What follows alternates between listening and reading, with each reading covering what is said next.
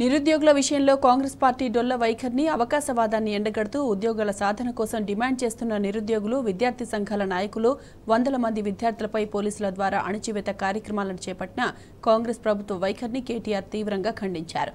శాంతియుతంగా నిరసన తెలిపేందుకు ప్రయత్నం చేసిన యువకులు నిరుద్యోగులను అరెస్టు చేయడాన్ని కేటీఆర్ తప్పుపట్టారు.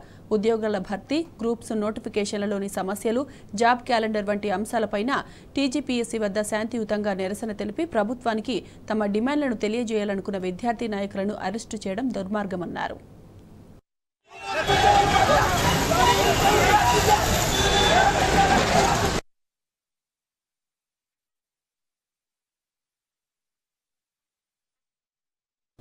ఎన్నికల ముందు ఇదే నిరుద్యోగులతో స్వయంగా తమ పార్టీ నాయకులు రాహుల్ గాంధీతో ములాఖతులు ఏర్పాటు చేయించి అనేక నిరసన కార్యక్రమాలు తెలియజేసిన కాంగ్రెస్ పార్టీ ప్రభుత్వంలోకి రాగానే వారిని అణిచివేసే ప్రయత్నం చేస్తుందని కేటీఆర్ విమర్శించారు.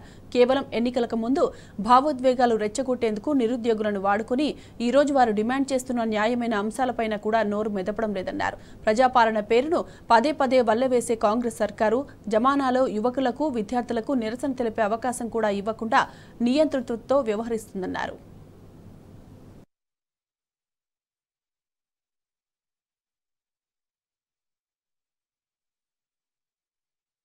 ఇప్పటికే కాంగ్రెస్ పార్టీ చెప్పిన జాబ్ క్యాలెండర్ల తేదీలు గడువు అయిపోయిందని, వెంటనే ప్రభుత్వం జాబ్ క్యాలెండర్ విడుదల చేయాలని కేటీఆర్ డిమాండ్ చేశారు. నిరుద్యోగులు చేస్తున్న అన్ని నిరసన కార్యక్రమాలకు భారత రాష్ట్ర సమితి అండగా ఉంటుందని భరోసానిచ్చారు. ఈ రోజు అరెస్టు చేసిన విద్యార్థి నాయకులు నిరుద్యోగులు, విద్యార్థులను బేషరతుగా విడుదల చేయాలని కేటీఆర్ ప్రభుత్వాన్ని డిమాండ్ చేశారు.